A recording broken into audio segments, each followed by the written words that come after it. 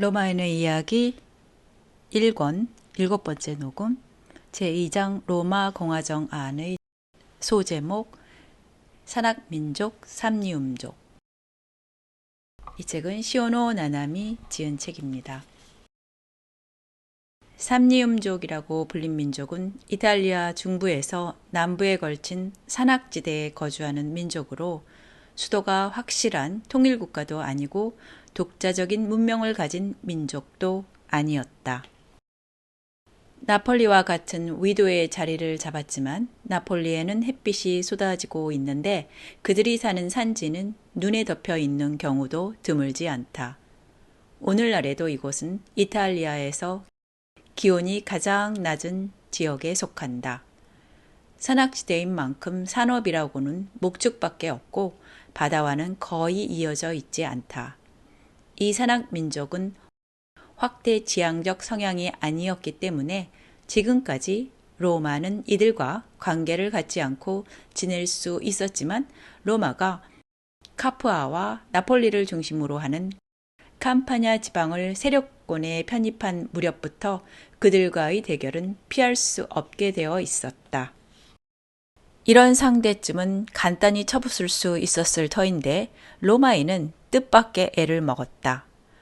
그것은 삼리움족의 전투 방식이 로마인이 익숙한 전술과는 완전히 달랐기 때문이다.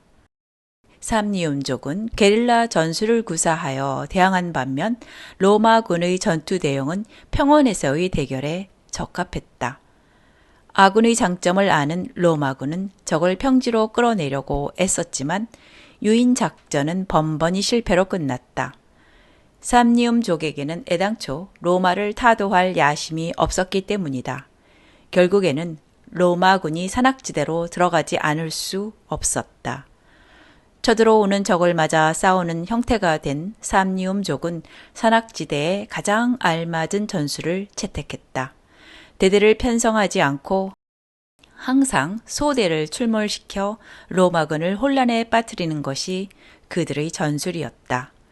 산지이기 때문에 적과 정면으로 격돌해야만 위력을 발휘할 수 있는 로마의 기병대도 중무장 보병 군단도 전력 저하를 피할 도리가 없었다.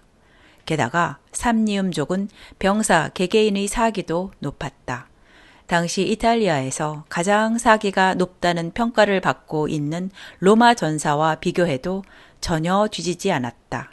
바로 그렇기 때문에 남부 이탈리아에 침투하기 시작한 로마인이 산지에 틀어박혀 사는 민족에 불과하다는 이유로 그들을 방치할 수 없었던 것이다. 삼리움족은 자기네 마당에서 승부를 겨루고 있었다. 전쟁터인 산악지대를 눈금 보듯 환히 알고 있었던 것은 로마인이 아니라 그들이었다. 처음에는 우세하게 싸움을 전개했던 로마군이 철저히 패배를 맛보게 된 것도 삼리움족이 이 이점을 충분히 활용했기 때문이다. 로마와 삼리움족이 대결 상태에 들어간 지 5년째가 된 기원전 321년, 삼리움족과 싸우기 위해 남하하고 있던 로마군에게 한 가지 소식이 들어왔다. 삼리움군 전체가 풀리아 평원에 집결하고 있다는 정보였다. 로마군을 이끌고 있던 2명의 집정관은 이번에야말로 평원에서 대결하여 적을 섬멸시킬 수 있겠다고 판단하고 서쪽으로 행군하라는 명령을 전군에 하달했다. 그러나 이것은 거짓 정보였다. 삼리움족 군대는 풀리아 평원이 아니라 거기에 이르기 전의 산지에 매복하여 로마군을 기다리고 있었던 것이다. 산악지대로 들어간 로마군은 평지에만 나가면 식량도 쉽게 보급할 수 있으리라고 생각하여 약간의 식량만 지참하고 출발했다. 로마 군단의 병사들은 열흘치 식량을 짊어지고 행군하는 것은 보통이다. 이 이상의 군량을 운반하려면 마차에 의존할 수밖에 없다. 산지를 행군할 때는 최대한 짐을 줄여 몸을 가볍게 하는 것이 상책이다. 로마군은 산과 산 사이로 뻗어 있는 샛길을 따라 곧장 서쪽으로 행군했다. 카우디움이라고 불리는 협곡에 이르러 더 한층 좁아진 입구를 통과하여 골짜기 안으로 들어간 로마군 전위대가 다시 좁은 통로를 지나 골짜기를 막 빠져나가려 했을 때였다. 나무를 쓰러뜨려 만든 바리게이트가 그들의 눈앞을 가로막았다. 깜짝 놀란 로마군 병사들은 골짜기를 되돌아와 입구로 빠져나가려 했지만 이미 때는 늦었다. 그 길도 어느새 바리케이트로 막혀 있었기 때문이다. 협곡은 좁은 데다 양쪽은 깎아지른 암벽이 노출된 험준한 산이어서 기어 오를 수도 없었다. 골짜기 출구와 입구는 바리케이트 뒤에 진을 친 삼리움족 병사들이 쏘아대는 화살 때문에 접근할 수도 없었다. 1만 명을 헤아리는 로마군 병사들은 카우디움 협곡에 꼼짝없이 갇혀버린 꼴이었다. 상황이 어렵다는 것은 한눈에 알 수 있었다. 병사들은 집정관의 명령이 떨어지기도 전에 수경지를 짓기 시작했다. 주위를 참호나 울타리로 방어한 로마식 수경지다. 그러나 이것은 한때의 위안에 불과했다. 삼리움족은 도무지 공격할 기미를 보이지 않았기 때문이다. 며칠이 지나도 삼리움족 병사들은 공격해오지 않았다. 백병전이 벌어졌을 때 로마군 병사들이 얼마나 용맹한지는 그들도 알고 있었다. 하지만 바리케이트를 돌파하려는 로마군의 시도는 번번이 실패로 끝났다. 적은 공격해 오지 않았지만 굶주림이 공격해 왔다. 식량은 벌써 오래전에 바닥났고 기병이 타야 할 말까지 잡아먹었지만 이제는 그것마저 다 떨어졌다. 물은 있었지만 자갈 바닥이 드러난 시냇가에는 풀조차 자라지 않았다. 마침내 로마군은 제대로 싸워보지도 못한 채 항복하고 말았다. 집정관의 부관이 삼리움족에 파견되어 화평을 제의했다. 삼리움족도 화평 제의를 받아들였다. 그들이 내세운 조건은 로마군이 나폴리 일대에서 철수하고 식민지도 포기하고 삼리움족의 세력권은 앞으로도 줄곧 존중한다는 내용이었다. 조약이 미네의 승인을 얻어 정식으로 체결될 때까지 로마군 병사 600명을 인질로 삼는다는 합의도 이루어졌다. 로마 전사들은 패퇴에는 익숙했지만 항복에는 익숙하지 않았다. 로마인이 적에게 항복한 것은 70년 전에 켈트족이 쳐들어와 로마를 점령했을 때뿐이었다. 로마인은 그 굴욕을 가슴 깊이 새겨두고 있었다. 이제 로마인에게는 기원전 321년에 삼리움족에게 당한 이 카우디움의 굴욕도 절대로 되풀이 되어서는 안 될 치욕이 되었다. 수경지에 있던 로마군은 골짜기 안으로 들어온 삼리움족 앞으로 나오라는 명령을 받았다. 창도, 칼도, 방패도 휴대할 수 없었다. 전사로서는 불명예스럽기 짝이 없는 무장 해제된 모습으로 항복하는 것이다. 집정관도 사령관임을 보여주는 진홍빛 망토를 벗어야 했다. 로마군은 자유시민이면서도 노예와 같은 모습을 남 앞에 드러내는 굴욕까지 맛보았다. 삼리움족 병사들은 로마군 병사들에게 갑옷을 벗고 속옷인 하얀 서츠만 입으라고 명령했던 것이다. 로마의 자유민에게 이것은 반나체를 의미한다. 로마에서 이런 꼴로 밖을 돌아다니는 것은 노예뿐이었다. 삼리움족 병사들이 로마군 병사들에게 안겨준 치욕은 이것으로 끝나지 않았다. 로마군은 속옷만 걸친 채 창을 빼들고 빈틈없이 늘어서 있는 삼리움족 병사들 사이를 지나가라는 강요를 받았다. 양쪽에 늘어서 있는 삼리움족 병사들은 한 사람씩 지나가는 로마군 병사들에게 욕설을 퍼붓고 그 중에는 창으로 쿡쿡 찌르는 자들도 있었다. 상처를 입고 쓰러지거나 죽은 로마군 병사도 적지 않았다. 이런 굴욕을 당한 뒤에도 로마군 병사들은 속옷바람으로 로마까지 돌아가라는 명령을 받았다. 로마에서 미네가 승인되어 평화조약이 발효할 때까지 발이 묶인 600명의 인질은 그대로 삼리움족의 감옥에 쳐 넣어졌다. 로마로 돌아가는 길에 동맹국에 도착한 로마군 병사들은 그곳 사람들로부터 따뜻한 대접을 받았다. 그거야 어쨌든 삼리움족이 로마인과 공존할 생각이었다면 그들의 처사는 참으로 졸렬했다고 말할 수밖에 없다. 로마인이 가장 중요하게 여기는 덕목은 명예였다. 삼리움족은 그 명예심에 깊은 상처를 준 것이다. 로마인은 승전보다 패전을 더 오래 기억하는 민족이었다. 카우디움의 평화라고 불린 로마와 삼리움족의 강화는 5년 동안 계속되었다. 이때의 패전에만 국한되는 것이 아니지만 패배를 맛본 뒤의 로마인의 태도는 시대를 초월하여 다음 3가지로 요약할 수 있다. 첫째, 싸움에 패한 장수를 처벌하지 않는다. 오늘날의 우리는 장수에게 실수를 만회할 기회를 주기 위해서라도 생각하겠지만 로마인은 그렇게 생각하여 장군의 책임을 묻지 않았던 것은 아니다. 자신의 승리는 자기가 속해 있는 공동체 레스 푸블리카가 이겨야만 비로소 성취된다고 로마인은 생각했다. 따라서 공동체 안에서 자기에게 부여된 임무를 수행하지 못한 사람은 심한 수치심에 괴로워한다. 구태여 해임하거나 죄를 물을 필요가 없다. 수치심으로 괴로워하는 것 자체로 벌을 충분히 받았다고 인식하기 때문이다. 명예심을 제일의 덕목으로 생각한 로마인에게는 명예를 잃는 것이 가장 무거운 벌이었다.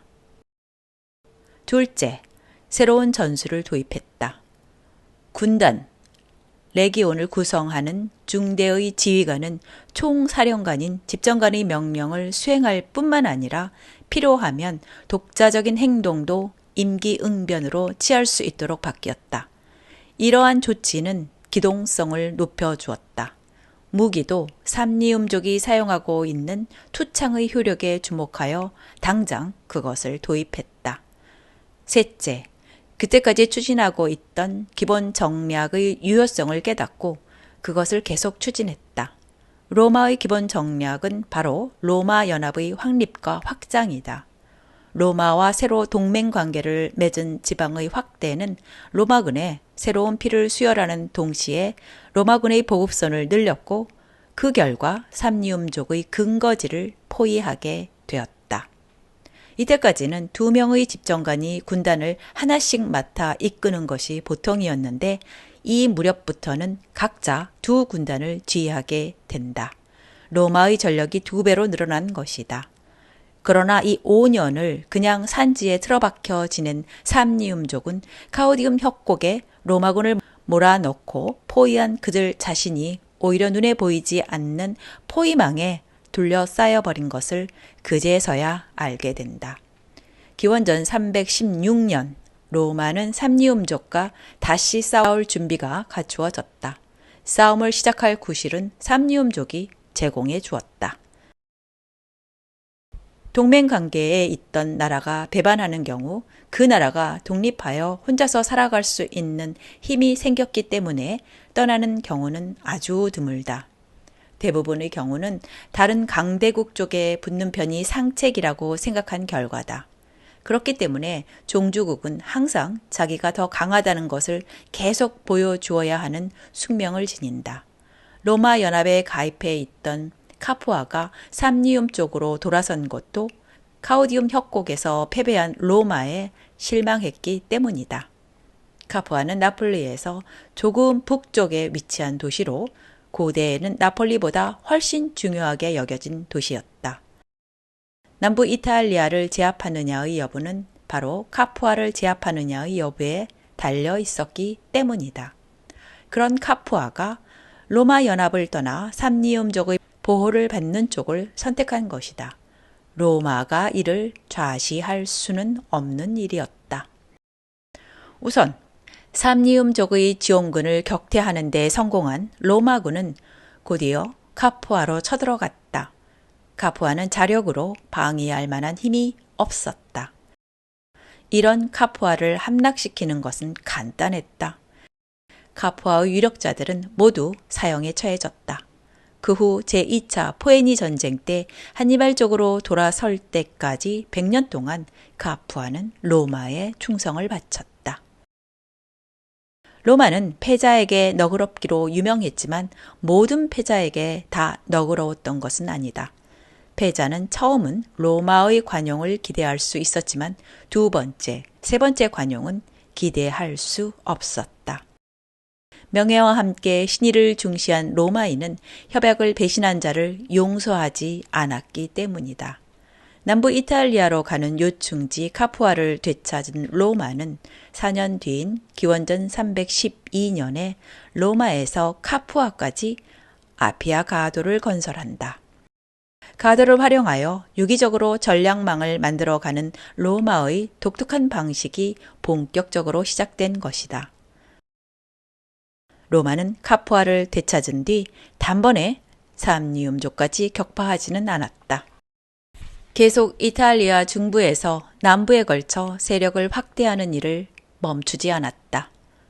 4개 군단을 상비군으로 갖춘 로마는 삼리움족의 지배를 받고 있던 지방도 조금씩 자기 세력권에 끌어들이게 된다. 여기서도 로마는 패자를 동맹국으로 삼고 요충지에는 식민지를 건설하여 로마 연합군을 강화하기를 잊지 않았다. 점점 산지로 쫓겨 들어가게 된 삼리움족과 로마는 기원전 304년에 강화조약을 맺었다.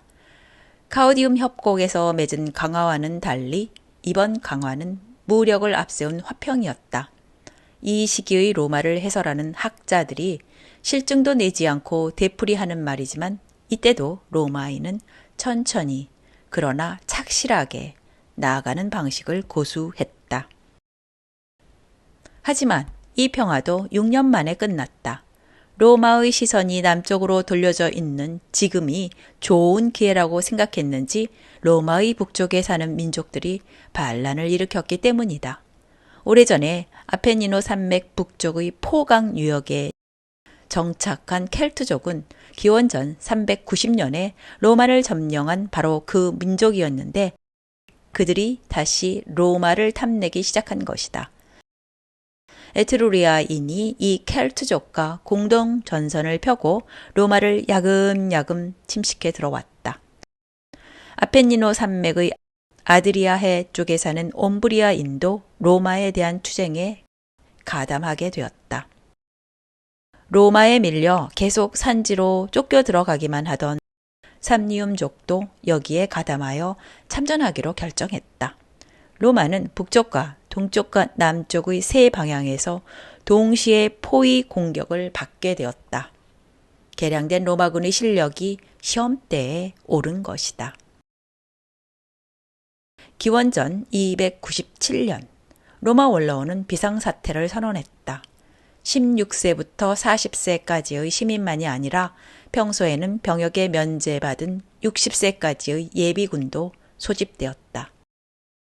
이런 상태라면 집정관이 독재관을 임명하는 것이 상례였지만 이번에는 독재관이 임명되지 않았다.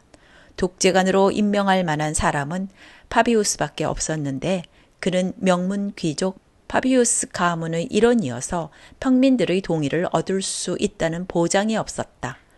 국론 일치가 무엇보다도 큰 힘이 되는 이런 시국에는 귀족과 평민의 대립이 재현되는 것을 피하고 싶었던 것이다.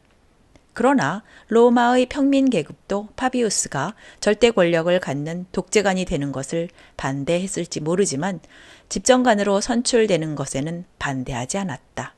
그 해의 집정관으로는 퀸투스 파비우스와 젊은 보르미니우스가 선출되었다. 파비우스가 집정관에 취임한 것은 이번이 5번째였다.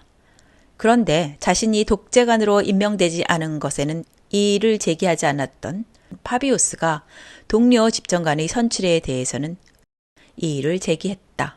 그는 민회에 나가서 이렇게 연설했다. 나는 이제 노인입니다. 노인의 기질로 보아 젊은이와 의견이 일치하기는 어렵습니다. 집정관으로서 나라를 위해 마지막 봉사를 할 마음은 충분히 있지만 함께 지휘를 맡을 동료 집정관으로는 데키우스를 선출해 주십시오.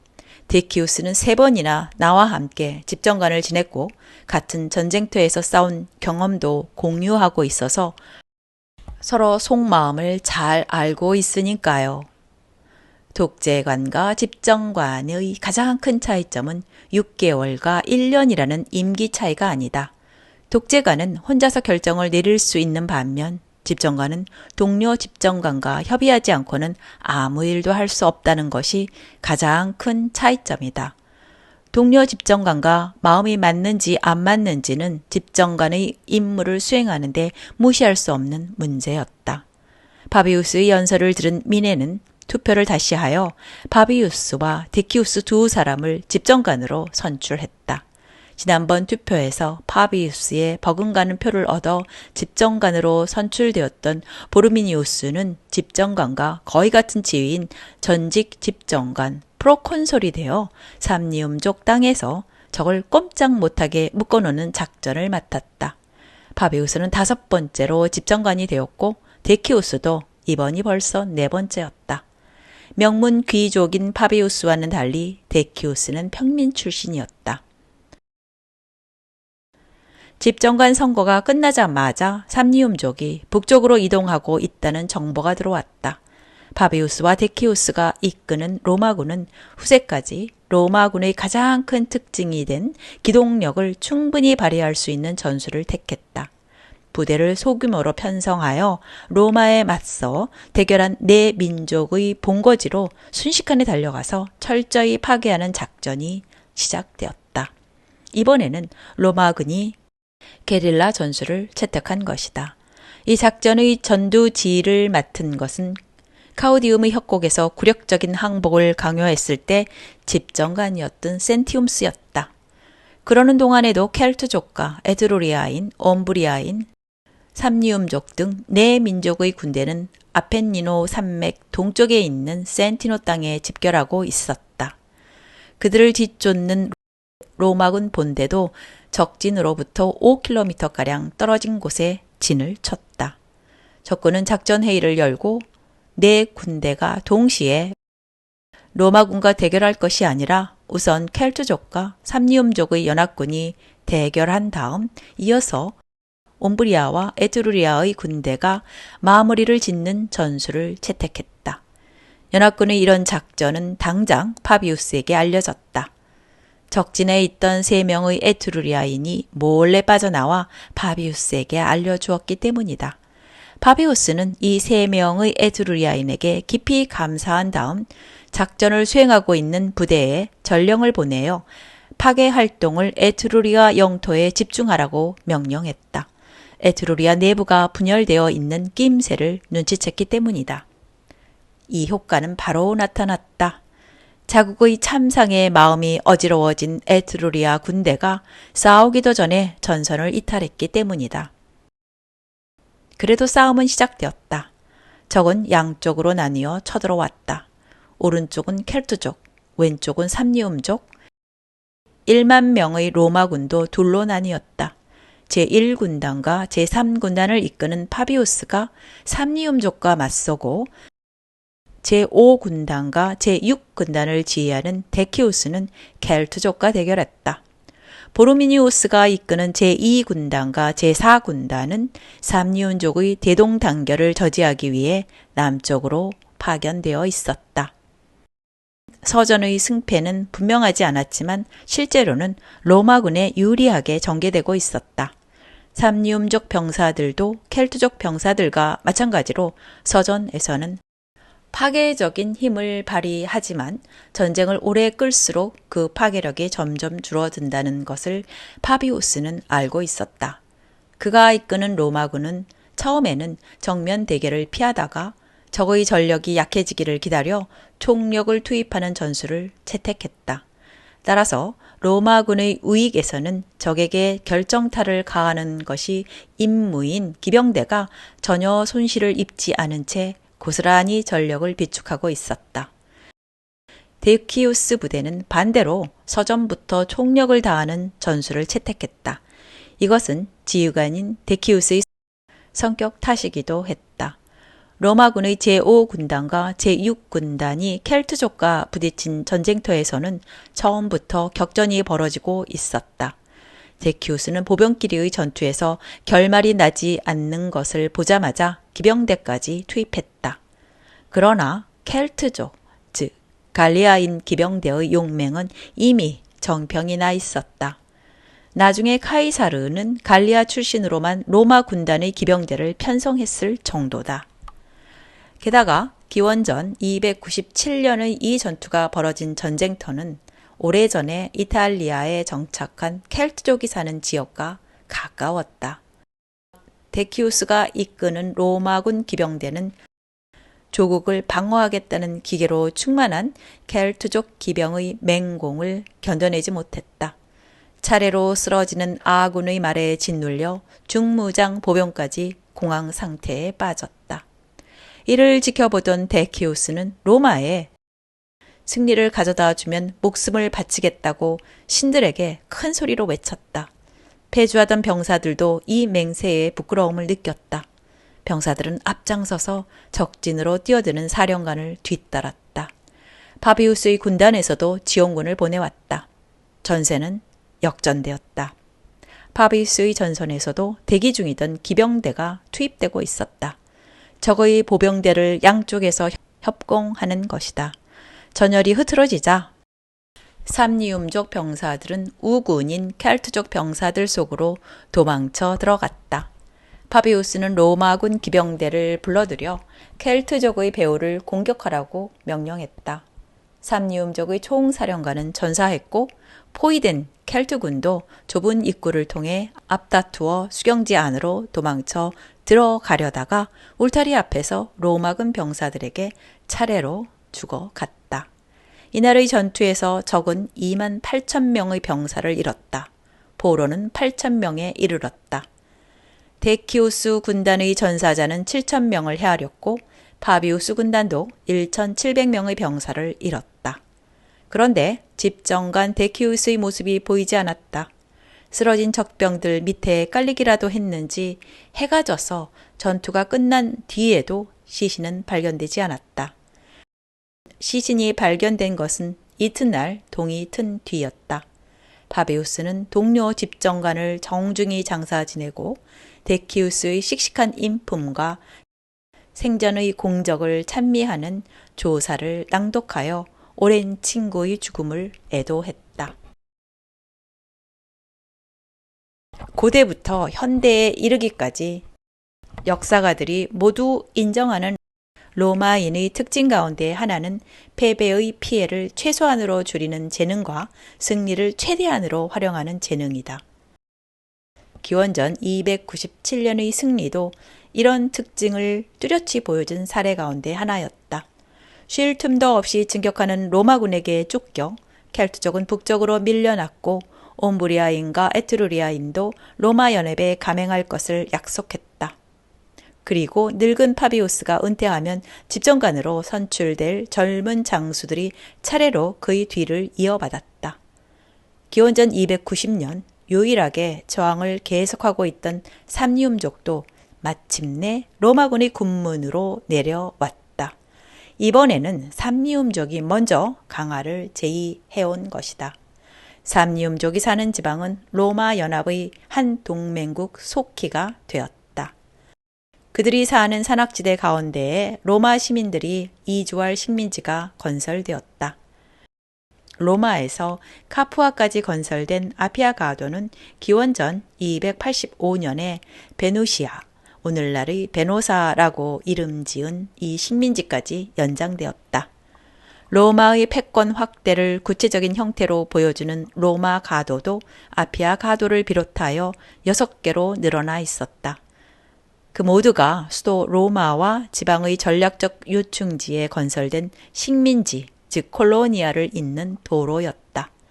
로마는 기원전 290의 전투를 끝으로 이탈리아 중남부의 제패를 완성한 셈이다.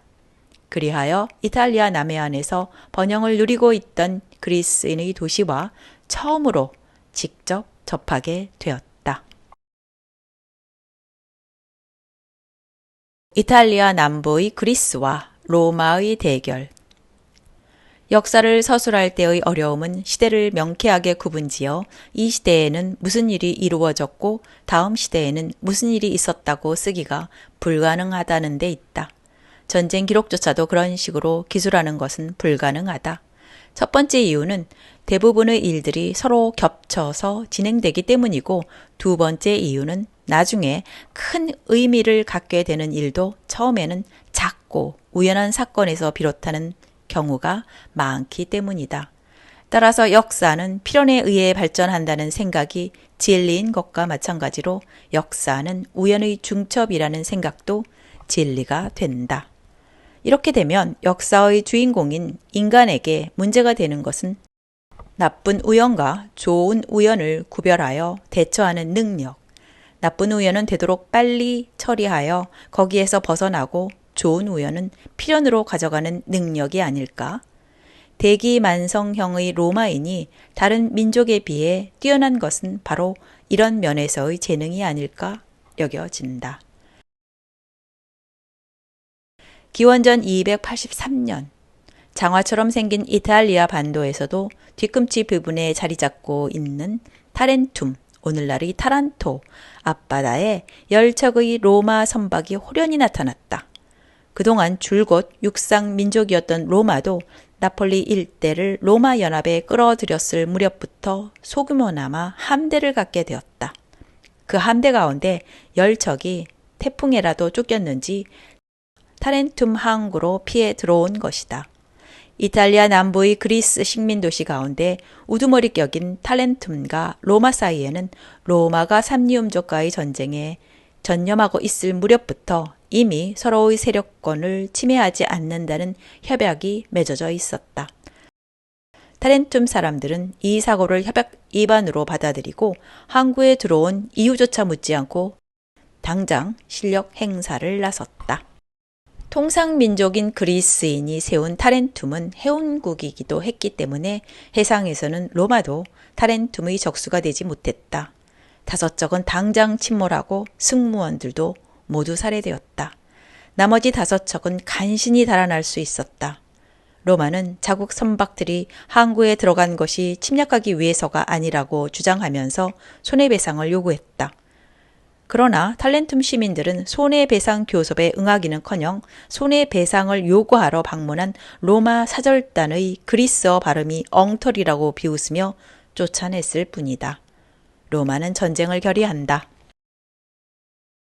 오늘날에도 이탈리아 해군의 주요 군항으로 쓰이고 있을 만큼 타렌툼은 천연의 좋은 항구다.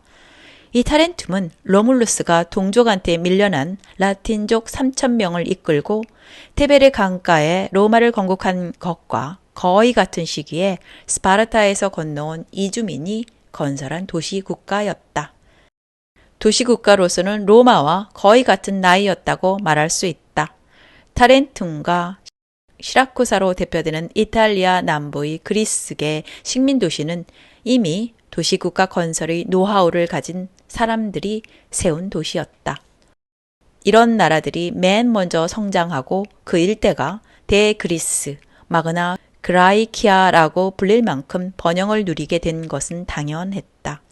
기원전 3세기 전반의 이 시대 본토인 그리스에서는 아테네와 스파르타 및 테베 같은 유력한 폴리스들이 차례로 사라지고 마케도니아 왕국의 지배에 복종했지만 알렉산드로스 대왕이 요절하는 바람에 다시 이전의 혼란 상태로 돌아가 있었다. 이탈리아 남부의 그리스계 도시국가들을 통틀어 대그리스라고 부르는 것도 본국의 쇠퇴와는 반대로 계속 번영을 누리고 있었기 때문이다. 로마가 일보 전진과 반보 후퇴를 거듭하며 서서히 성장하고 있던 기원전 5, 6세기에 이탈리아 반도를 사실상 지배한 것은 북쪽의 에트루리아인과 남쪽의 그리스인이었다.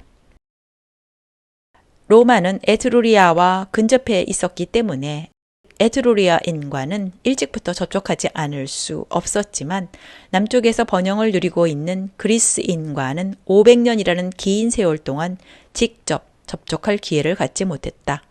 로마인은 통상민족이 아니었고 중부 이탈리아에 있는 로마와 남부 이탈리아에 점점이 흩어져 있는 그리스계 도시국가 사이에는 많은 민족과 넓은 땅이 가로놓여 있었기 때문이다.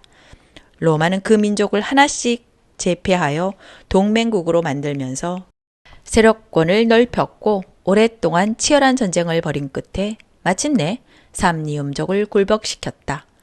이제 로마인은 이탈리아의 그리스인과 얼굴을 마주보게 되었다. 대그리스의 그리스인은 앞에서도 말했듯이 본국의 그리스인과 정치적 유대는 전혀 갖고 있지 않았다. 스파르타인의 식민지로 출발한 타렌툼도 군사국가인 스파르타와는 반대로 아테네적인 통상국가로 번영해 왔다. 하지만 스파르타인이 건설한 타렌툼도 코린트인이 건설한 시라쿠사도 그리스적인 성향은 그대로 물려받았다. 도시국가로 태어난 뒤에도 계속 도시국가로 남아 있었던 것이다. 국가의 중심인 도시와 그 주변을 제외하고 그 이상의 범위까지 세력을 넓히는 데에는 거의 관심이 없었다. 이것을 다른 관점에서 보면 경제적, 문화적 교류를 제외하고는 폐쇄 사회로 남아있기를 원했다는 뜻이다. 통틀어 대그리스라고 불리긴 했지만 이탈리아 남부의 그리스계 도시들이 단결한 적은 한 번도 없었다. 본국의 폴리스들이 페르시아 전쟁 때를 제외하고는 한 번도 공동 보조를 취한 적이 없었던 것과 비슷하다. 그래도 그리스인의 뛰어난 지혜를 투입한 만큼 이들 도시들의 경제력은 막강했다. 로마인도 당초에는 그리스계 도시들 중에서도 가장 막강한 타렌툼과 전쟁을 벌인다는 것은 생각하지도 않았던 게 분명하다. 침몰당한 선박과 살해된 승무원들에 대한 손해배상을 요구한 단계에서는 원로원에서도 손해배상을 받는 것으로 이를 마무리 짓고 싶어 하는 의원이 다수를 차지하고 있었다. 당시 로마는 삼리움 전쟁을 겨우 끝내고 넓어진 세력권에서 기반을 다지는 시기에 들어가 있었다. 실제로 타렌tum과 전쟁을 벌이기로 결의하긴 했지만 군대를 당장 움직이지도 않았다. 그런데 타렌tum 쪽에서 로마의 결의를 너무 진지하게 받아들이고 말았다. 스파르타인의 피를 이어받은 사람들 치고는 불가사의하게도 타렌tum 사람들은 싸움을 싫어하여 자국의 방어를 외국 용병에게 맡기는 관습이 있었다. 타국에서 병사들을 불러들여야 하니까 빨리 손을 써야 할 필요가 있었다. 이것은 자위 능력이 없는 민족의 숙명이지만 타렌tum은 지금까지 그런 방법으로 위기를 벗어났고 그럴 수 있는 경제력도 충분히 가지고 있었다. 타렌tum이 용병으로 점찍은 것은 북부 그리스의 왕궁 에페이로스의 왕 피로스였다. 당시 지중해 세계에서 가장 이름 높은 장수를 스카우트했으니까 타렌tum의 경제력이 어느 정도인지를 짐작할 수 있다. 왕을 용병으로 고용하는 조건이 무엇이었는지 그 자세한 내용은 알려져 있지 않다. 다만 타렌tum은 피로스 왕에게 이탈리아에 와서 로마를 공격해 준다면 35만 명의 보병과 2만 명의 기병을 준비하겠다고 약속했다. 이 무렵 지중해 세계에서도 특히 동쪽에서는 알렉산드로스 증후군이라고도 부를 수 있는 현상이 만연해 있었다. 알렉산드로스 대왕이 33세의 젊은 나이로 세상을 떠난 지 아직 40년밖에 지나지 않았다. 대왕의 위협은 그의 원정에 참가한 사람들의 입을 통해 생생하게 전해지고 있었다. 야심만만한 그리스 남자치고 자기도 알렉산드로스처럼 되고 싶다고 생각하지 않는 자는 아무도 없었다. 그 많은 그리스인들 가운데 알렉산드로스의 뒤를 이을 제목으로 주목받고 있었던 자가 바로 피로스였다. 피로스한테도 그럴 마음은 충분히 있었다. 그가 다스리는 에페로이스는 알렉산드로스 대왕을 낳은 어머니의 고향이기도 했다. 혈연 관계를 의식하는 피로스는 알렉산드로스를 본받았는지 호메로스의 서사시에 나오는 영웅 아킬레우스를 사랑했고 이집트 왕녀를 아내로 맞이했다. 대왕의 뒤를 이을 자격과 능력이 있다는 것을 끊임없이 과시했다. 타렌tum의 사자가 찾아온 해 피로스는 40살 안팎이었다고 한다. 무장으로도 사나이로서도 가장 충실한 나이였던 셈이다. 피로스는 로마라는 미지의 국가와 싸우는 데에는 별로 흥미를 느끼지 못한 모양이지만 타렌툼이 준비하겠다고 약속한 37만 명의 병력에는 관심을 가졌다. 영웅전의 저자 플루타르코스는 이 유쾌한 사나이의 유쾌한 에피소드를 소개하고 있다. 어느 날 왕의 측근인 키네아스가 피로스에게 이렇게 물었다. 로마인은 뛰어난 전사라는 평판이 자자합니다. 게다가 많은 부족을 거느리고 있다고 들었습니다. 만약 그 로마인에게 우리가 이기면 그 다음에는 어떻게 하실 작정이십니까? 피로스는 주저없이 대답했다. 그야 뻔하지 않은가? 일단 로마인을 굴복시키면 그 땅에 사는 다른 민족 가운데 내 적수가 될 사람은 없을 것이다. 광대하고 풍요로운 이탈리아 전체가 내 것이 되는 건 시간 문제일 뿐이야. 키네아스는 잠시 침묵을 지키고 있다가 다시 입을 열었다. 이탈리아를 정복한 뒤에는 어떻게 하실 작정이십니까? 시칠리아는 이탈리아와 가깝다. 농경지가 풍부하고 인구도 많은 그 섬을 그냥 둘 수는 없지. 시칠리아는 간단히 정복할 수 있을 것이다. 아가토클레스가 떠난 뒤 시칠리아 도시들은 안팎으로 싸움이 끊이지 않아서 지금도 무정부 상태가 계속되고 있다. 알렉산드로스 대왕과 동시대인인 시라쿠사의 참주 아가토클레스도 대왕 증후군에 걸려 있었다. 그는 시칠리아만으로는 만족하지 못하고 강대국 카르타고에 싸움을 걸어 한때는 지중해 서부에서 이름을 날리기도 했다. 피로스에게는 그의 몇 번째 아내의 아버지이기도 했다. 그러나 아가토클레스는 이 야망을 이루지 못하고 9년 전에 병사했다. 키네아스는 다시 왕에게 물었다. 시칠리아 정복은 말씀하신 대로 간단히 끝날지도 모릅니다. 그럼 시칠리아를 제패하고 나면 우리의 원정도 끝나는 것입니까? 피로스는 이 질문에 단호한 어조로 대답했다. 신들이 인간에게 승리를 베풀어 준다면 그 승리를 더 큰 사업의 기반으로 삼는 것은 우리 인간이 할 수 있는 최소한의 보은이다. 시칠리아를 손에 넣으면 리비아와 카르타고도 완전히 가시거리에 들어오게 된다. 아가토클레스가 할 수 있었던 일을 우리라고 못할 리가 없지 않은가? 그 사업도 끝나면 지금 우리의 적들도 겁을 집어먹겠지.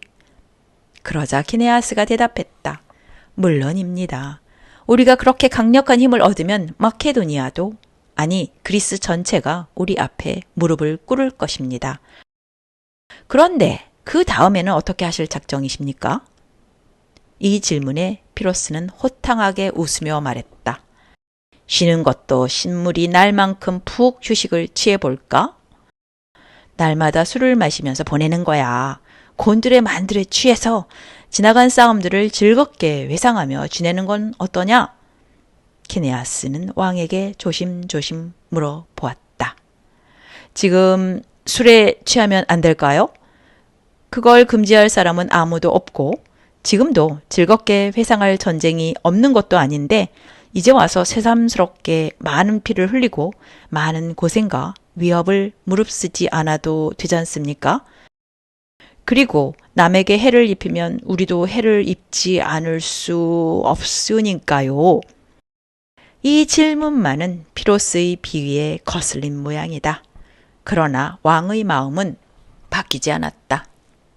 피로스는 우선 선발대로 3,000명의 병사를 이끌고 타렌툼으로 건너가라고 키네아스에게 명령했다.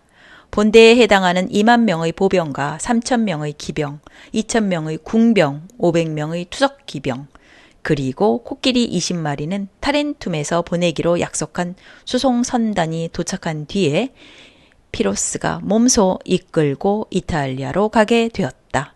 기원전 280년의 봄이 막 시작되려 하고 있었다.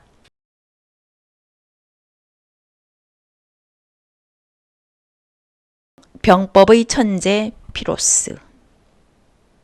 그리스 북서부에 자리 잡고 있는 에페이로스에서 이탈리아까지는 아드리아 해의 출구만 가로지르면 된다.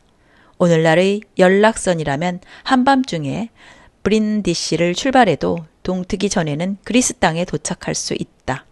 얼마 전에도 알바니아 난민들이 낡아빠진 배를 타고 바다를 건너와 이탈리아인들을 놀라게 했다.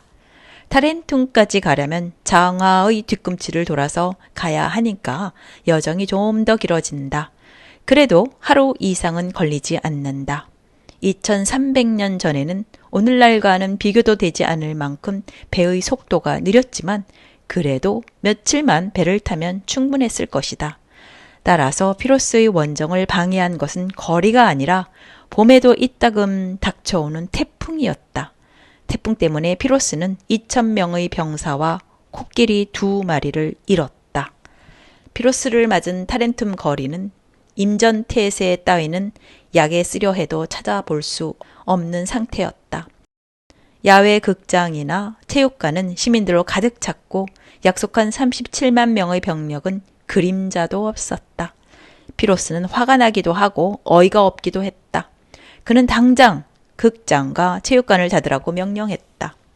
타렌툼 시민들은 용병을 고용했다고 생각하고 있었기 때문에 피로스의 이런 태도는 타렌툼 시민들의 불만을 샀다. 전투에 적합한 여름이 다가오고 있었다. 로마군이 남하한다는 소식이 들려왔다. 피로스는 그리스에서 데려온 휘하 병력만 이끌고 싸우기로 결심했다.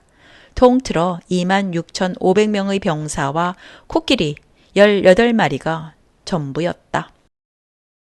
이 무렵에는 로마군도 만반의 준비를 갖춘다는 것은 도저히 바랄 수 없는 형편이었다. 애당초 타렌툼과 싸울 생각은 추호도 없었던 로마는 에트루리아 제압을 마무리하는 일에 병력을 투입하고 있었기 때문이다. 피로스가 타렌툼에 상륙했다는 소식을 듣고도 남쪽으로 보낼 수 있었던 것은 집정관 레비누스가 이끄는 절반의 병력뿐이었다. 그래도 북쪽에 집중해 있던 병력의 절반을 떼내어 남쪽으로 보낸 것은 로마도 피로스와 마찬가지로 37만 명의 병력을 준비하겠다는 타렌툼의 약속을 굳이 곧대로 믿었기 때문이다. 타렌툼만한 재력을 갖고 있으면 시칠리아뿐만 아니라 아프리카에서도 용병을 모을 수 있었기 때문에 그런 허풍을 믿은 쪽을 탓할 수도 없다. 하지만 피를 흘리면서 조국을 지켜본 경험이 없는 타렌툰 사람들은 존망의 위기에 닥쳐왔는데도 그것을 감지할 능력마저 잃고 있었다. 이상한 것은 오히려 타렌툼 쪽이고 타렌툼이 두 손 놓고 있을 리가 없다고 생각하는 쪽이 정상이다. 로마가 두려워한 것은 피로스라는 이름난 장수와 37만 명의 병력이 결합하는 사태였다. 그것을 저지할 수 있는 유일한 방책은 피로스가 37만 명의 병력과 결합하기 전에 공격하는 것이다. 전체 병력을 다 합해도 기껏해야 4, 5만 명밖에 안 되는 로마로서는 전체 병력이 남하할 수 있을 때까지 기다릴 여유가 없었다. 실제로 로마와 피로스의 첫 전투가 타렌툼에서 그리 멀지 않은 헤라클레아에서 벌어진 것은 로마의 초조감을 보여준다. 헤라클레아는 해안에 면한 평지다. 이런 지형이 불리하다는 것은 로마인은 아직 깨닫지 못했다. 코끼리라는 거대한 동물을 본 것도 이때가 처음이었다. 양군의 전력은 거의 대등했던 것으로 여겨진다. 휘하 병력만 이끌고 전투에 임한 피로스의 병력은 26,500명의 병사와 코끼리 18마리다. 한편 집정관 레비누스가 이끄는 로마 연합군은 로마군 병사가 8,000명에 동맹국 병사 16,000명을 합해서 모두 24,000명이다. 보병과 기병의 비율은 양군 모두 9대 1 정도? 고대 전투의 주역은 어느 민족이든 중무장 보병이었다. 네모꼴로 진을 치고 빽빽히 들어서서 싸우는 전투 대형을 밀집방진이라고 한다.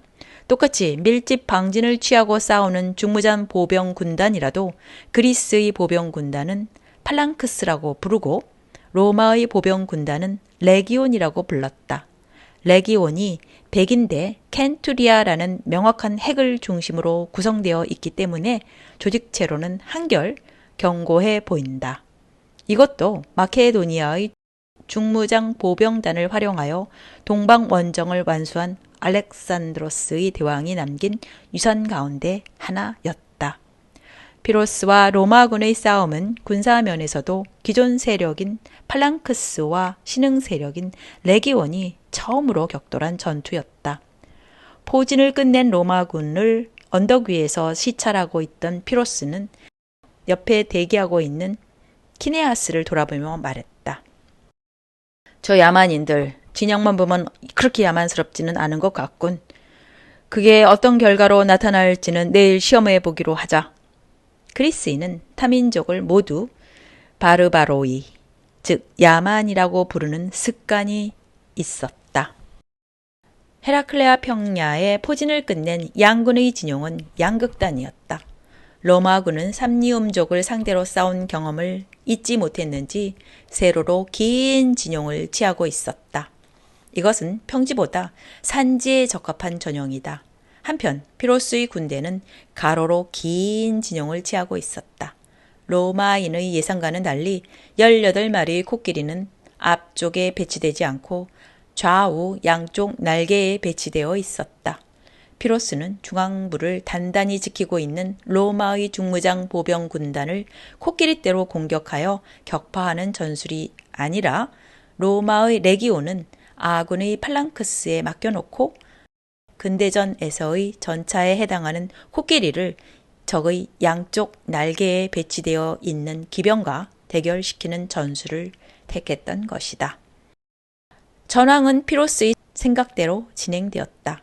그리스군 보병이 로마군 보병과 맞서서 한 걸음도 물러서지 않고 싸우는 동안 코끼리떼는 로마군 기병대를 여지없이 격파했고 그 틈에 피로스가 이끄는 그리스 기병대가 로마군의 배후로 돌아가는데 성공했던 것이다. 피로스는 훗날 한니발이 병법의 스승으로 삼은 장수답게 용맹하고 과감하게 공격하는 무장과 침착하고 냉정한 전술가의 양면을 갖춘 인물이었다. 그는 앞장서서 용감하게 싸우면서도 시시각각 변하는 전투의 전모를 머리에 담는 것도 잊지 않았다. 포위된 로마군은 7,000명에 이르는 전사자를 전쟁터에 남겨둔 채 패퇴했다. 피로스 쪽의 피해도 적지 않았다. 전사자만 해도 4,000명에 이르렀다. 그들은 에페이로스에서 온 피로스의 휘하 병력이었다. 로마군의 손실은 보충할 수 있는 반면 피로스가 입은 손실은 보충할 수 없는 것이었다.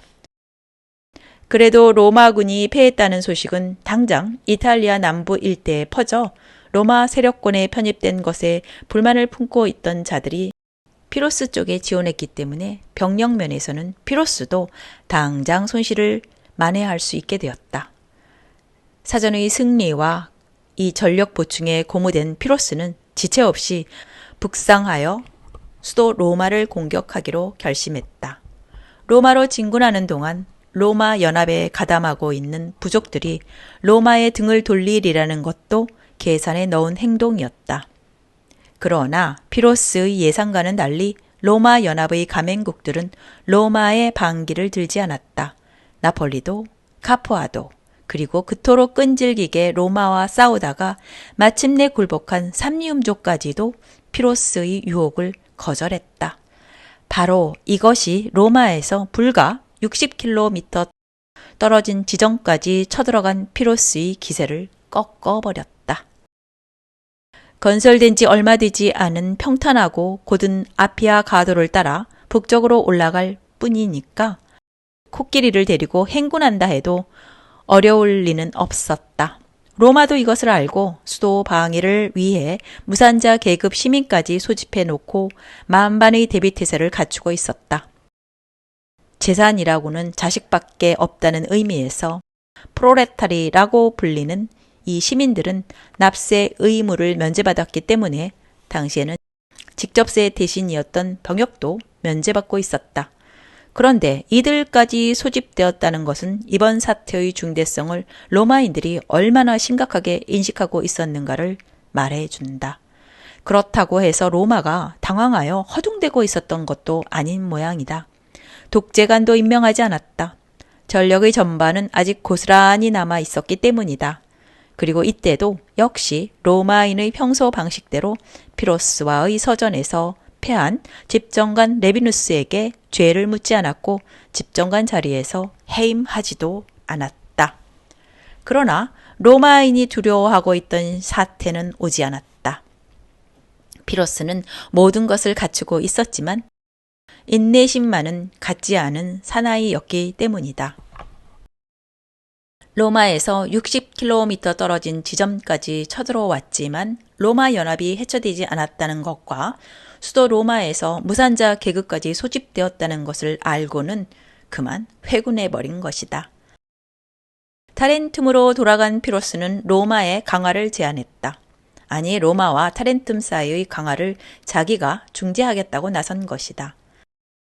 그는 측근인 키네아스를 로마에 파견하여 강화 조건을 제시했다.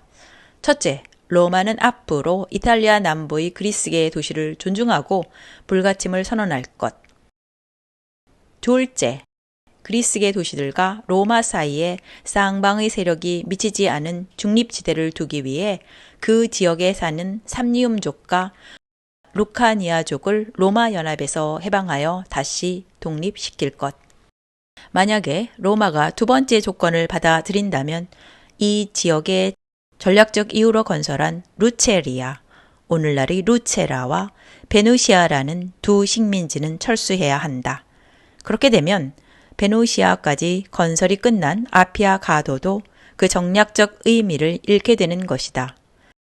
강화를 교섭하도록 키네아스를 로마에 보낸 피로스는 로마의 부인들에게 줄 값비싼 선물까지 딸려 보냈다.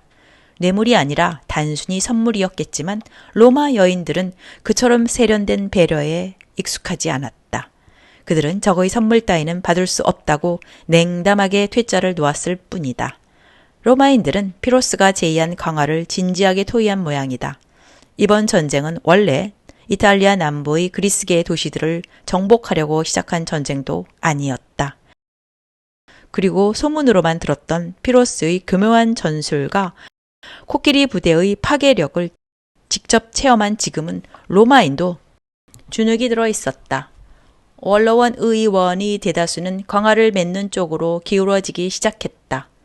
이것을 알고 격분한 것이 노령 때문에 은퇴해 있던 아피우스 클라우디우스다. 그는 아피아 가도를 건설하여 정략적 의미를 가진 로마 가도 건설의 서막을 연 인물이다. 로마의 명문 귀족인 클라우디우스 가문에는 아피우스라는 이름이 대물림되어 이 이름을 가진 남자가 많다.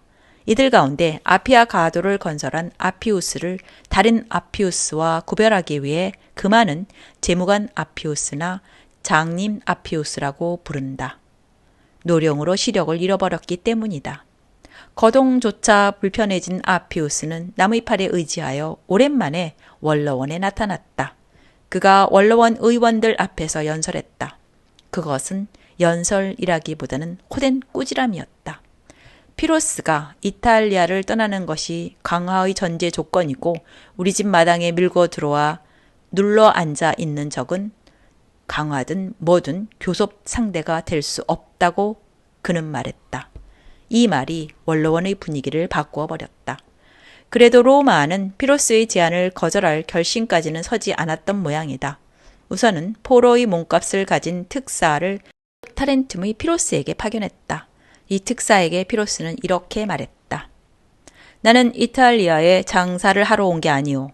나와 당신들의 싸움은 전쟁터에서 결말을 냅시다. 다만 포로가 된 로마 병사들은 강화 체결을 미리 축하하는 뜻으로 석방할 테니까 데리고 돌아가도 좋소. 로마의 특사는 이듬해에 집정관으로 선출된 파브리키우스였다.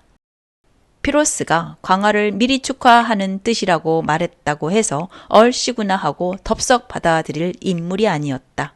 600명의 포로를 데리고 돌아가는 것은 받아들였지만 강화가 성립되지 않을 경우에는 그 포로들을 다시 피로스에게 돌려보내는 것을 조건으로 내세웠다. 귀환한 파브리키우스를 맞아 로마 원로원은 다시 토의를 시작했다. 결국 피로스의 제안을 거절하기로 의견을 모았다. 600명의 로마 병사는 오랜만에 만난 가족과 다시 헤어져 타렌툼으로 돌아갔다. 한 사람도 빠짐없이. 거의 같은 무렵 로마 원로원을 몰래 찾아온 외국인이 있었다. 피로스의 시의가 보낸 밀사였다. 그는 피로스를 독살할 준비가 되어 있는데 그 대가로 무엇을 해줄 것이냐고 물으러 온 것이다. 원로원은 이 일의 자초지정을 피로스에게 알렸다. 피로스는 너무 고마운 나머지 그 보답으로 로마군 포로 600명을 다시 돌려보냈다. 로마 쪽도 그냥은 받을 수 없다면서 로마에 포로로 잡혀와 있던 그리스 병사들을 송환했다. 로마와 피로스 사이에 이런 일이 벌어지고 있는 동안 해가 바뀌어 전투하기에 적합한 봄이 찾아왔다. 강화가 성립되지 않는 이상 피로스 말대로 전쟁터에서 결말을 낼 수밖에 없었다. 이번에는 로마도 전쟁터를 신중하게 골랐다. 피로스와 맞붙을 땅으로 아우디우스라는 곳을 선정했다. 루체리아와 베누스시아라는 양대 식민지 중간에 있고 로마 세력권의 최전선에 해당하는 곳이다. 산지 바로 밑에 자리 잡고 있어서 피로스의 기병대와 코끼리 부대가 종횡무진의 활약을 허용해서는 안 되는 로마군으로서는 절묘한 선택을 한 셈이다. 양군의 전력은 이번에도 막상막하였다. 2명의 집정관이 이끄는 로마군의 병력은 통틀어 4만, 피로스의 군대도 지원병이 가담했기 때문에 역시 통틀어 4만 명 정도였다. 지난번 전투 때와는 달리 숲이 양쪽에서 바싹 다가와 있어서 전쟁터가 좁았다. 피로스는 이 지형에 맞추어 전술을 바꾸었다. 중무장 보병 군단의 움직임에 보다 유연성을 준 것이다. 그래도 역시 기복이 많은 전쟁터는 말과 코끼리의 움직임을 둔화시켜 첫날 전투는 어느 쪽이 우세인지 모른 채 끝났다. 이튿날 피로스는 또다시 전술을 바꾸었다. 좀 더 평탄한 지역으로 로마군을 유인해낸 것이다. 이 유인 작전이 너무나 교묘히 이루어졌기 때문에 로마군은 유인당하고 있다는 것조차 알아차리지 못했다. 일단 유리한 지형으로 전쟁터가 옮겨지면 피로스의 평소 전술이 효력을 발휘한다. 전황은 서전 때와 똑같이 전개되었다. 로마군은 집정관 1명이 전사했을 만큼 큰 손실을 입었고 전사자는 6,000명에 이르렀다. 피로스 쪽도 손실이 컸다. 전사자는 3,000여 명, 그 대부분은 그가 에페이로스에서 데려온 그리스 병사였다. 로마가 패퇴하는 것을 보면서도 피로스의 가슴은 후련하지 않았다. 그는 옆에 있는 키네아스에게 말했다. 로마군에게 이길 때마다 아군의 전력도 줄어드는구나. 그 자신도 상처를 입었다. 치명상은 아니었지만 피로스의 인내력을 시험하기에는 충분했다. 패주하는 적도 뒤쫓지 않고 타렌툼으로 돌아온 피로스에게 시칠리아 섬의 시라쿠사에서 사절이 찾아왔다. 카르타고의 공격으로부터 시칠리아의 그리스인을 지켜달라는 요청이었다. 로마인과의 싸움에 염증이 나 있던 피로스는 자세히 물어보지도 않고 그 요청을 수락했다. 시칠리아만 수중에 넣으면 그 다음은 카르타고 차례라는 생각이 그의 마음을 들뜨게 했는지도 모른다. 피로스는 타렌툼 시민들한테 시칠리아 공략은 쉽게 끝날 터이니 곧 돌아오겠다고 말을 한 다음 휘하 병력만 이끌고 메시나 해협을 건넜다. 그러나 시칠리아를 수중에 넣는 것은 결코 쉬운 일이 아니었다. 3년 동안 피로스를 괴롭힌 것은 카르타고인이 아니라 동포인 시칠리아의 그리스인이었다. 로마와 거의 같은 시기에 건국되었지만 이탈리아 남부의 그리스 식민 도시는 오랫동안 번영을 누렸다. 건국 초기부터 이들의 힘은 주변을 압도하고 있었다. 그러나 장기간에 걸친 번영은 사람들의 정신을 복잡하게 만든다. 로마인한테는 훌륭히 통했던 피로스의 기사도 정신도 난숙한 시칠리아의 그리스인에게는 쓸모가 없었다. 게다가 시칠리아에 아무리 오래 살았다 해도 그리스인 특유의 강한 독립심은 사라지지 않았다. 이들은 동포인 그리스인끼리도 협조하는 정신을 전혀 갖고 있지 않았다. 피로스는 이들의 내분이나 배신에 우롱당하고 말았다. 마지막에는 신변의 위협까지 겪어야 했다. 피로스는 시칠리아를 포기하고 타렌툼으로 돌아갔다. 3년을 허송세월한 뒤에 타렌툼으로 돌아왔을 때 그에게 남은 것은 이제 절반으로 줄어버린 휘하 병력뿐이었다. 타렌툼 시민들도 시칠리아의 동포와 다를 게 없었다. 돌아온 피로스를 전보다 더 배관시할 뿐 그가 군대를 재건할 수 있도록 원조하는 것조차 아까워했다. 한편 로마는 이 3년을 허송세월하지 않고 로마 연합을 단단히 굳히는 데 활용했다. 가맹국은 이제 모두 확고한 로마 편이었다. 기원전 275년 여름 시칠리아에서 돌아온 피로스는 로마와의 전투에 운을 걸어보기로 결심했다. 풀어둔 척후병이 가지고 돌아온 정보에 따르면 로마군은 둘로 나뉘어 두 개의 군단은 말벤툼, 오늘날의 베네벤토에 있고 나머지 두 개의 군단은 그보다 남쪽에 있는 산지를 행군 중이라는 것이었다. 피로스는 우선 말벤툼에 있는 로마군을 공격하기로 했다. 로마군의 절반을 격파한 뒤 곧바로 나머지 절반을 공격하자는 것이다. 처음 이탈리아 땅을 밟았을 당시에 비해 절반의 전력밖에 갖지 못한 피로스가 쓸 수 있는 방책은 그것뿐이었다. 말벤툼은 아피아 가도의 중간쯤에 있다. 가도를 따라 북으로 올라가기만 하면 되니까 금방 도착할 수 있다. 로마군 전체가 집결하기 전에 전투를 끝내고 싶은 피로스로서는 행군 시간을 되도록 줄이는 것이 상책이었다. 전력의 열세를 조금이라도 벌충하기 위해 피로스는 말렌툼에 있는 로마군을 동투기 전에 기습 공격하기로 결정했다. 그런데 아피아 가도로 나가기 위해 산지를 행군하는데 예정보다 훨씬 많은 시간을 소비하고 말았다. 아피아 가도를 급히 북상하여 말벤툼에 도착했을 무렵에는 이미 날이 훤히 밝아 있었다. 피로스의 공격은 그러나 로마군에게는 기습이 아니었다. 코끼리 울음소리에 놀란 길가의 주민들이 벌써 말벤툼의 로마군에 알려오고 난 후였다. 집정관 마니우스는 피로스에게 미처 전형을 갖출 틈도 주지 않고 공세를 폈다. 격전이 벌어졌지만 전황은 줄곧 로마군이 우세한 가운데 전개되었다. 로마군 병사들은 코끼리를 몇 마리 잡는 데 성공하기까지 했다. 피로스의 접근을 알아챈 단계에서 이미 집정관 마니우스는 조금 떨어진 산지를 행군하고 있는 아군에게 전령을 보내 위급을 알렸다. 아군이 도착하는 것도 시간 문제였다. 로마의 전체 병력이 집결하는 것을 피하려던 피로스의 전략이 실패로 돌아간 것은 태양이 떠오르는 속도만큼이나 빠르게 분명해졌다.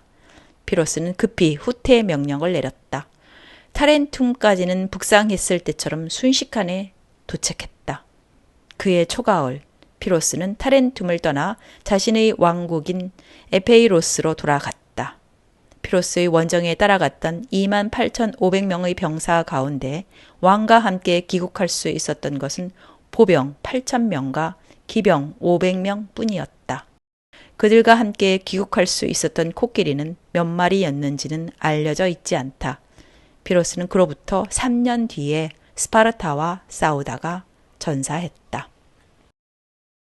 당시 지중해 세계에서 가장 이름 높은 장수였던 피로스를 귀국할 수밖에 없는 상황으로 몰아넣은 이 사건으로 로마는 일약 국제적인 존재로 떠올랐다. 라틴 민족의 일개 부족에 불과했던 로마는 이 전쟁을 계기로 지중해 동부 국가들까지 주목하는 나라가 되었다. 그리고 그로부터 2년 뒤에는 이집트에서 특사가 도착했다. 지중해 세계까지 카르타고와 어깨를 겨루는 강대국으로 인정받고 있던 이집트가 로마에 사절을 보낸 것이다. 이 특사의 임무는 로마와 우호 관계를 수립하는 것이었다. 그러나 로마에는 이렇게 국제사회에 대비한 뒤에도 본래의 과업을 잊지 않았다. 피로스에게 기념할 만한 승리를 거둔 전쟁터 말벤툼은 나쁜 바람이라는 의미인데 로마인은 이 이름을 좋은 바람이라는 뜻의 베네벤툼으로 바꾸었다. 그리고 기원전 273년 타렌툼에 대한 공격이 개시되었다. 남에게 의지할 가망도 사라진 타렌툼은 간단히 함락되었다. 함락된 타렌툼을 로마는 6동맹국으로 만들었다. 로마 연합의 다른 동맹국들과는 달리 타렌툼에는 자치권을 주지 않았다. 로마는 이탈리아 남부에서 제일 좋은 이 항구를 직할 해군 기지로 삼을 생각이었기 때문이다. 실제로 그렇게 했다. 오늘날에도 군항인 이 타란토에는 1991년의 걸프 전쟁 때도 중동으로 가는 함대가 출항했다. 아피아 가도는 곧 타렌툼까지 연장되었다. 몇 년 뒤에는 타렌툼에서 브린디시움, 오늘날의 브린디시까지 연장되어 가도의 여왕이라고 불리는 아피아 가도가 완성되었다. 기원전 267년에는 로마는 처음으로 독자적인 화폐를 만들기 시작했다. 그때까지는 필요에 쫓길 때마다 남부 이탈리아의 그리스 도시들이 사용하는 화폐로 해결했다.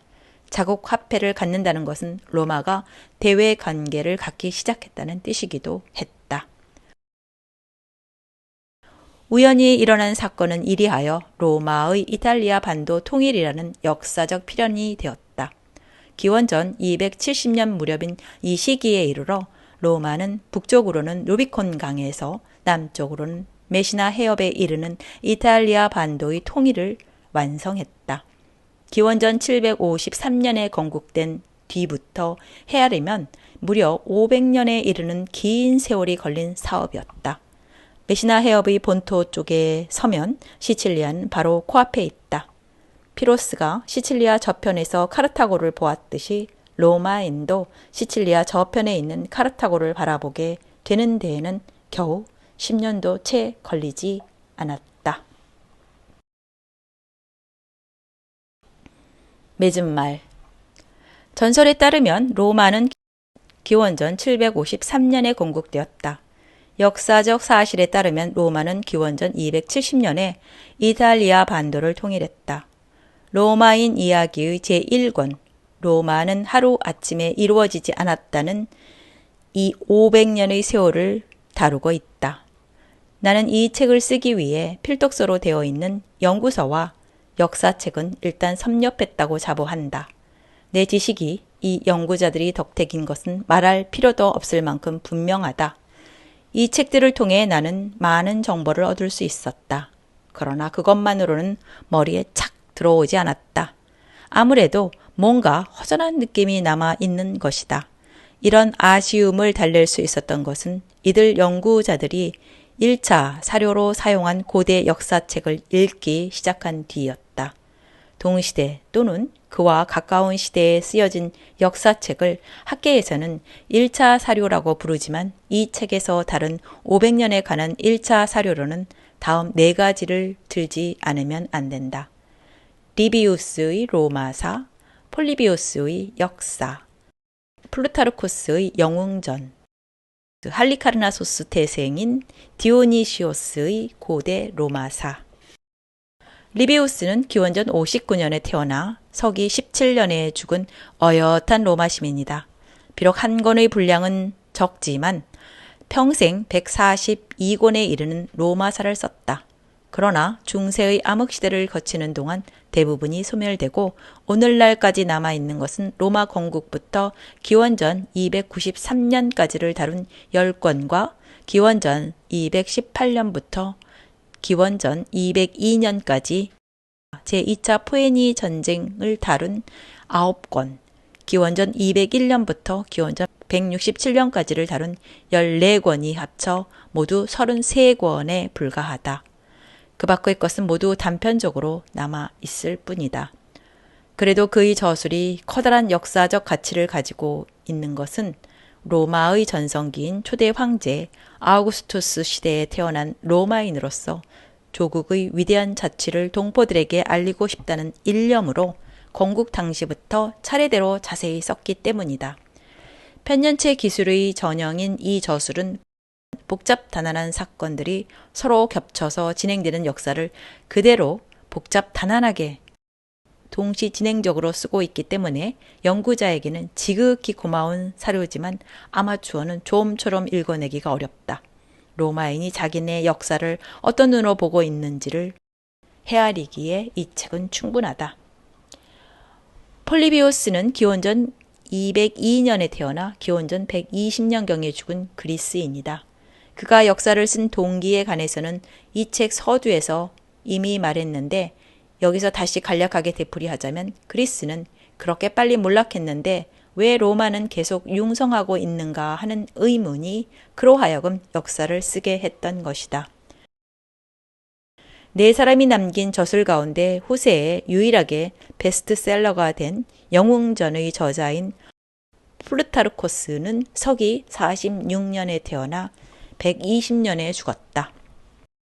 또한 그는 살았던 시대는 다르지만 폴리비오스와 같은 그리스인이었다. 그 자신이 역사가 아니라 인간을 묘사하고 싶다고 말했듯이 영웅전은 그리스와 로마의 위인들을 병렬하여 기술한 평전이다. 유쾌한 에피소드가 가득 들어 있기 때문에 그저 재미있는 책이라고만 생각하면 큰 잘못이다. 이 책에는 참으로 날카로운 지적이 곳곳에 널려 있어서 혁명가적 인물한테 점수가 짜다는 점만 빼고는 역사가로서의 깊은 통찰에 그저 감탄할 수밖에 없다. 또한 사료적 가치도 1급이라고 할 만하다.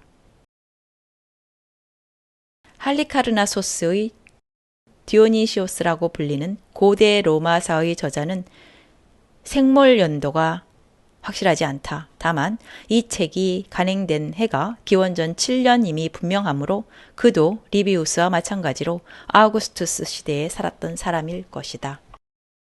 고대 로마사는 로마 건국부터 제1차 포에니 전쟁이 일어난 기원전 264년까지를 다룬 20권의 책으로 구성되어 있다.